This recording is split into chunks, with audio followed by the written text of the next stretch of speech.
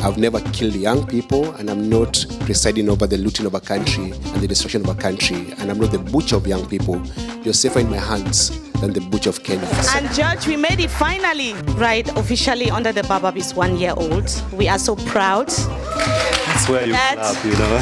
Now we are live. I bet you should be doing this. Zen. We ask the hard questions, right? What are you going to do differently? Don't you think you're more useful on this side than on the other?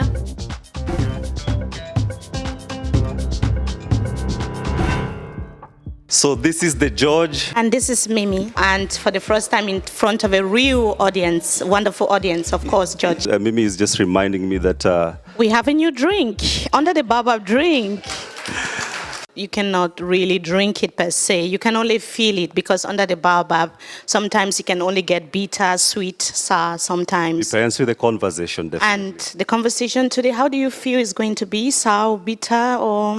Bittersweet, because we're talking about Kenya, we're talking about democracy, we're talking about protests, we're talking about disobedience. Yes, and the political future of Kenya. And the main question that we're asking today is, from Gen Z protests to the presidency, can someone like Boniface Mwangi lead Kenyans, both young and old, to the State House? For those of you who don't know, Boniface Mwangi is known to holding power to account.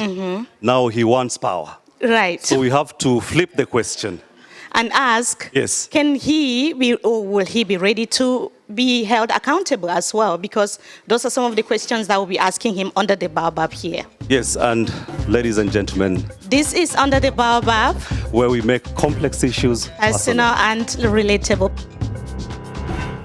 Please let us welcome Boniface Mwangi to the stage. He deserves an Under the Baobab welcome. Welcome, Bonnie. Thank you. Welcome, Boniface. Thank you very much. So how are you feeling in Bonn? How is the weather treating you? It's been very hot. Yeah? I know it's a little bit colder now in Kenya, but hotter politically, right? Very hot because you have... I bet you should be doing this. Zen. Because what's following is a lot of questions to you, definitely. Yeah? That's true, that's true. But go ahead, you wanted to say something? No, I've been enjoying the weather. It feels like home because it's hot. Yeah. So basically, we have a lot in store for you today. We've been following your movements in Kenya. You stood with the Gen Z young people like yourself. You went out to the streets, you marched for change in Kenya, and then you also bled. He's calling himself a Gen Z president. President? Yes. Oh, I'm still to come to that, Judge. Yeah. Just hold on with that. But now you are riding, some people will say in Kenya that you are riding on that anger to make yourself politically relevant. What would be your response? I'm not riding on the anger. I'm riding on the issues. The reason why we went to the streets. We went to the streets because of high taxation, high level of unemployment, police brutality, and we realize that the person we have in power right now cannot solve those problems. And because our president has failed, I feel that I'm fit to replace him and be able to continue the work that we started in the streets at State House. Who made you fit, George? You wanted to follow up on that question? That's a very good... Who makes you fit, Boniface? My track record. I have a track record of fighting for Kenyans. I have a track record of integrity, competence, character. I have a track record of leading protests against land grabbing. I have a track record of promoting the rule of law. And that's what I want to do when I get to State House. Yeah, and you see, Boniface and Mimi, I live with a friend called Kimutai. Kimutai is also from Kenya. And when he heard that I'm coming to interview Boniface Mwangi, he was like, from Gen Z protests, he wants to take advantage of this particular mobilization. How would you respond to Kimutai? I'm not taking advantage of anything. I'm just taking advantage of an opportunity that there's a vacancy in the presidency because our president has failed. But the other thing that my track record does not begin 2 years ago. It begins about 20 years ago. I've been doing this work for fighting for rule of law, governance, democracy for the last maybe 20 years. So what exactly do you mean by you have a track record? My track record is being able to lead the fight against corruption. So while the current president was being charged with crimes against humanity, at The Hague, I was actually fighting against him grabbing land in my country. There are many schools in Kenya today that they have their own school playgrounds because I led the fight against that. There are many kids who are free today from been illegally detained or illegally jailed because I fought for that. So what I'm doing right now is being able to show the competence of running a country by serving the people. So I've been a servant of the people. I have a problem with that, Yeah. competence of running a country. So where are you drawing that from? You've never run a country before, Boni. there's no president Yes. who has been elected and they ran a country before. So no one gets to the presidency having practiced the presidency. Is our audience convinced with that response? I'm not- You want to hear yes or no? Yes? Good. Okay, continue then. So I rest my case. no, it's actually telling. It's like telling a parent Yes. you can't be a parent because you've never been a parent before. And who is funding your presidential ambition? So I'm fundraising from Kenyans. I have a manifesto. Maybe I'll give the audience some manifestos. So Kenyans are funding my campaign. They give me €0.50, €0.25, $1. How much have you $2. collected so far? About maybe $8,000, which is it's a small amount, but it still counts. Only? Yes. Okay, so Can it take you to the State House? Or you are expecting more contributions? So basically, I'm not buying votes. The Kenyan people are going to campaign for me. Unlike in the past, when you're campaigning, you have to go to every single village to be able to campaign.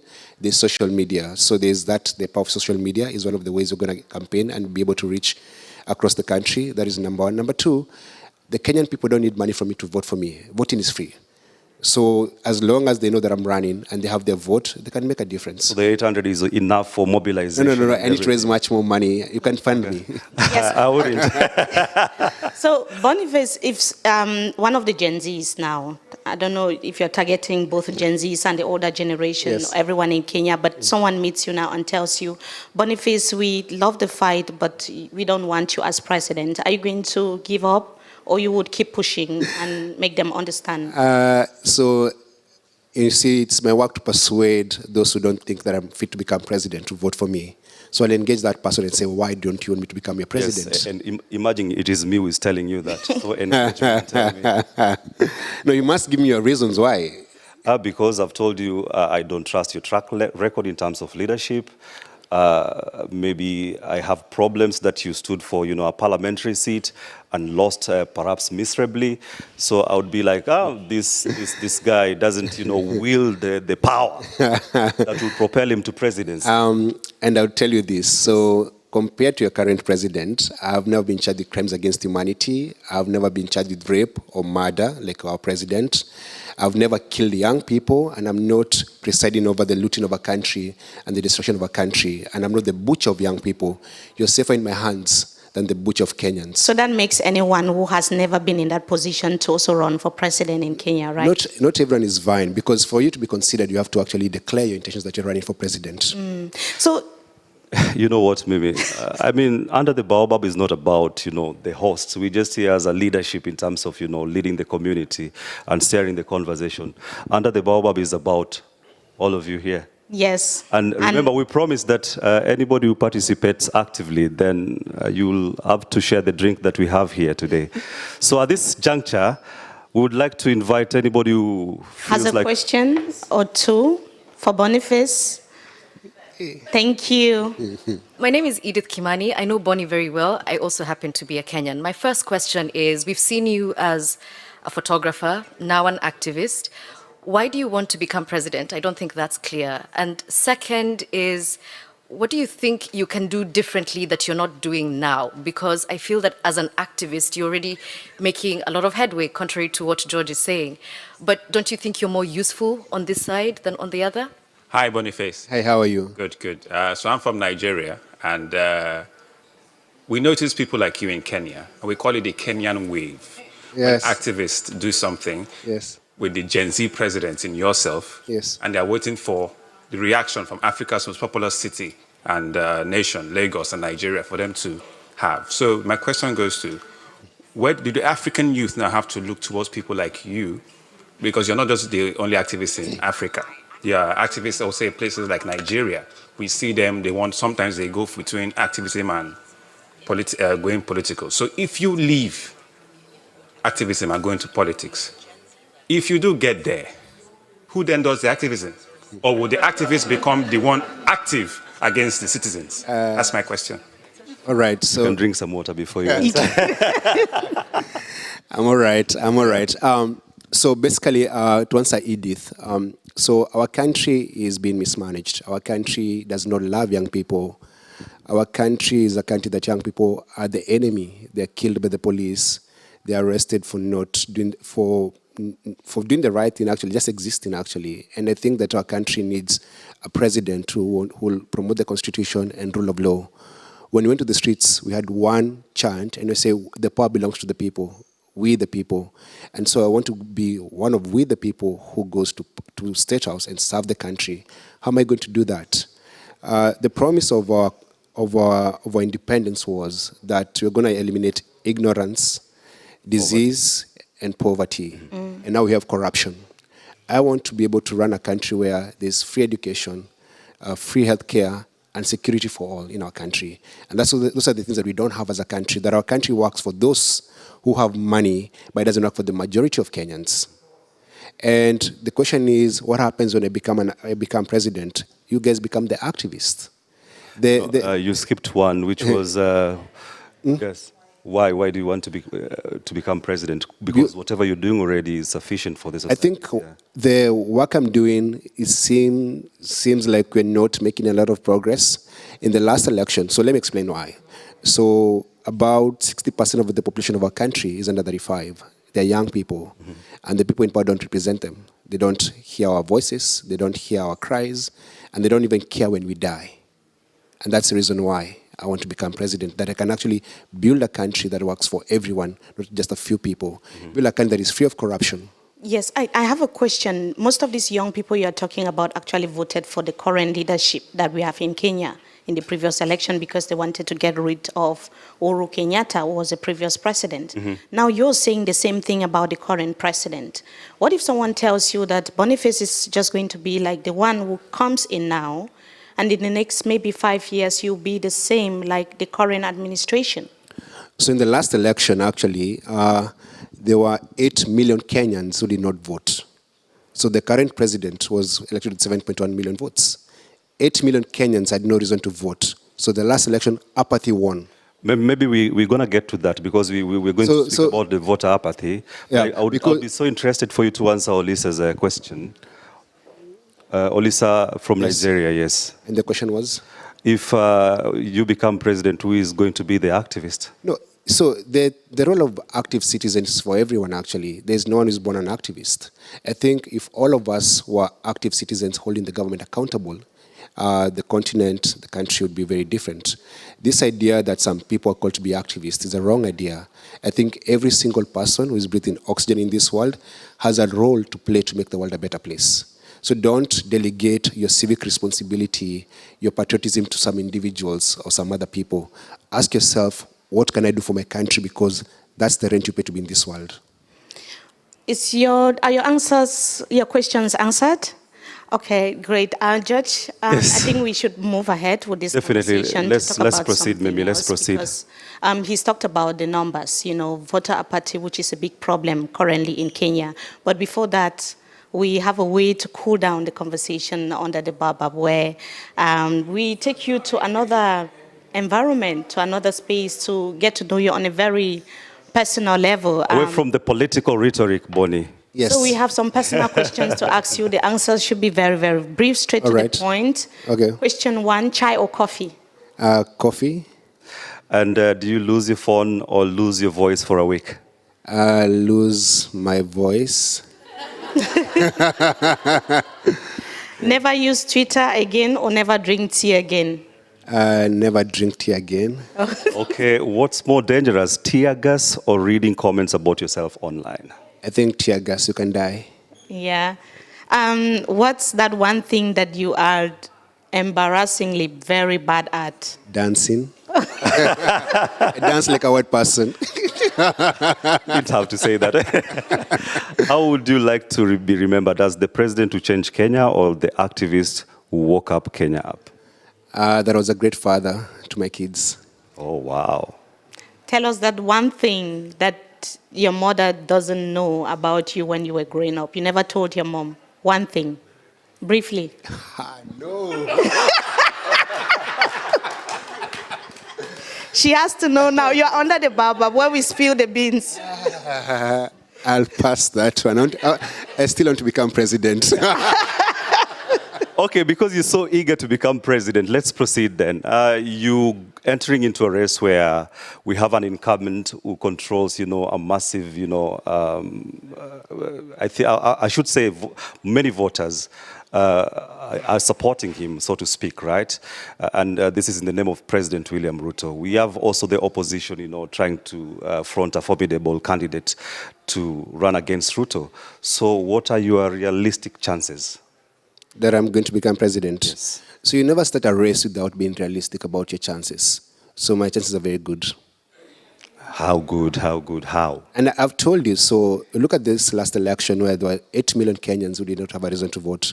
Those 8 million Kenyans don't go to political rallies. They don't post online. They are passive readers of comments, but they do not active participate. We need to find out why they did not vote and go for those voters. That is number one. Number two, the opposition got about 7 million votes. Mm-hmm.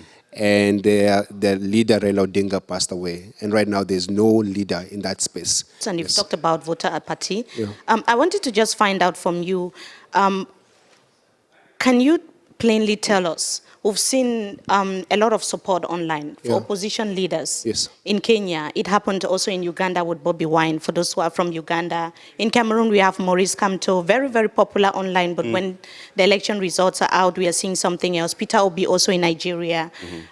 What are you going to be doing differently? What am I going to do? I think I need to be able to tell the story of the new Kenya we want, the Kenya that we want to build, and then being able to have people believe in the dream. I don't think that it's going to be my one-man job. What are you doing currently to make sure that you have that turnaround?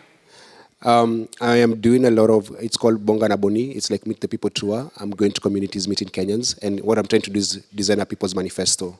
So I go to communities and I get to do a town hall meeting, listen to their issues and say, how do we solve the problems of this community? So by the end of by maybe February next year, I'll have what we call a people's manifesto that is actually crowdsourced from the Kenyans that I'm going to meet during the tour. I wanted to talk about the constituencies that you've not been able to win even just one in Kenya. Yeah. And then you're running for, as president of the entire country. Yes. Why should Kenyans believe that you can actually make it when you couldn't win just one constituency? You have to remember that Obama lost his first election and he still became president. But you're not Obama. What I'm doing today is a continuous journey. So it's not going to happen that on the election day and the results or the outcome is not what you wanted, that we stop doing that work. Because we don't do it because Kenyans pay us, or we don't do it because it's a calling. Yes. Should we actually vote someone as president who is putting on earrings? That's what a lot of people ask the same questions. All right. So culturally, before we were colonized in my community, my elders, my grandfathers used to wear earrings. But the ones I'm wearing right now, my daughter bought them for me on Father's Day. And it's to wear them because my daughter is she's my princess. It's someone that I love very much. And I think we should judge people not by what they dress, but the content of their character. Because it's beyond dressing. If we talked about earrings, is like the way, just beauty. Well, at this juncture, I think we have to have another round of questions from our audience. Yes. Go for it. Thank you very much for this interesting discussion. I am Fatma. I came from Senegal. I have a question to Boniface. If you become a president, how will you ensure young people are not just your supporters, but actual decision makers? So inclusivity, one of the ways to include, apart from hiring on merit, because right now we hire on nepotism, hiring on merit, people who are qualified to do that. I think we need to do what we call participatory democracy. For example, if you're going to spend money in a community, let's say a county, and it's billions of shillings, do proper public participation so that people know, they say what they need, and then you spend that money that way. And anyone with a better idea for that particular ministry, that particular expenditure, participates. Okay, I see two more questions. Maybe make them brief and then we proceed. Yes, go for it, Liz. Yes. It's a very brief question. Hello, Bonnie. My name is Liz. I'm from Tanzania. And because this is a media conference, I'd like to know, how are you planning to strengthen and protect press freedom in your country? Well, that's a great question. So one of the ways our media has been muzzled for the last 10 years is that the government does not advertise with any media house that does negative stories about it.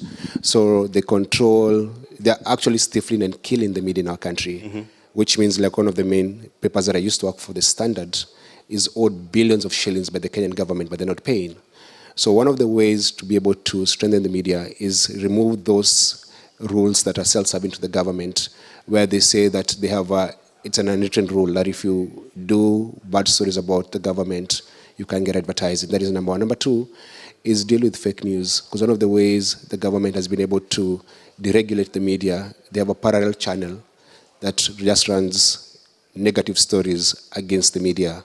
And thirdly is ensure that the union for journalists are not just serving the bosses of media houses, because right now, if you join a union, you can lose a job.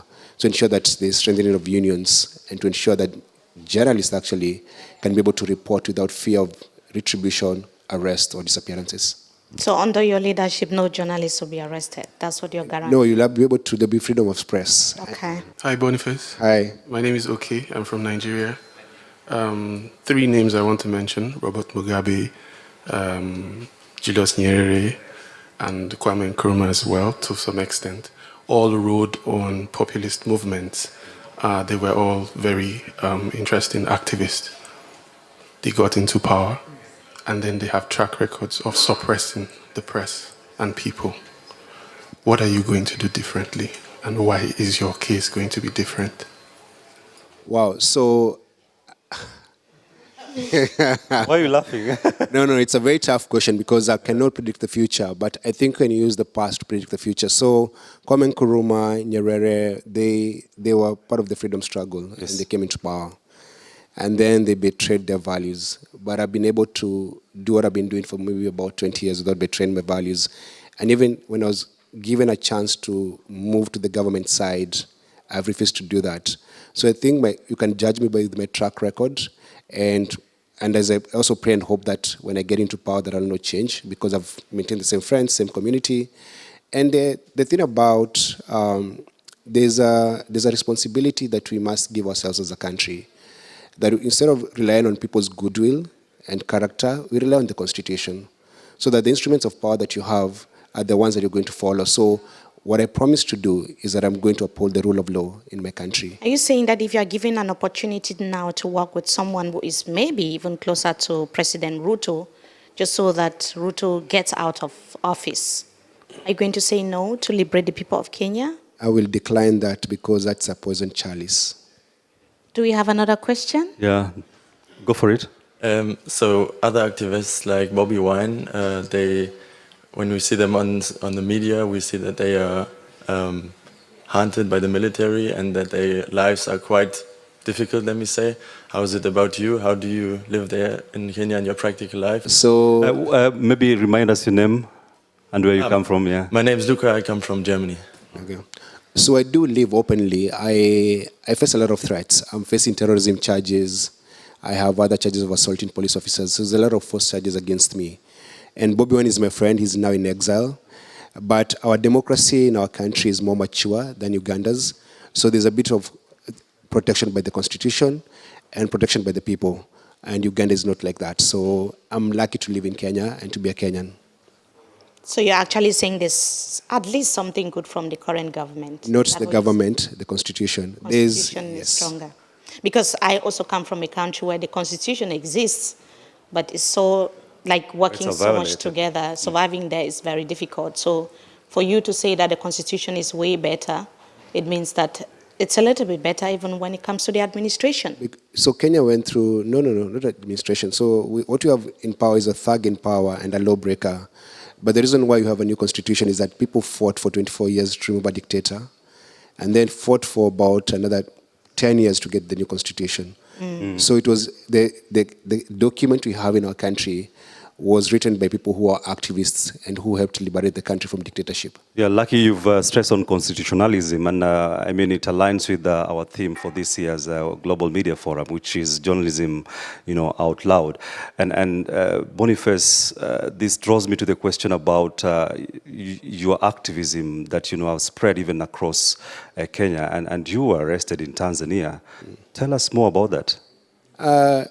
I will not go into details, but I was arrested and tortured. They broke my feet, actually. I have a left. Sorry about that. Yeah, so they did very horrible things to us. And we survived, and that's why we're here. Yeah. And you know, Mimi, what is so funny about that, even as much as Boniface has documented this, most people have found, you know, criticizing him that he was crossing the borders. Like, why do you have to go to Tanzania and, you know, promote activism in Tanzania, and you're not a Tanzanian?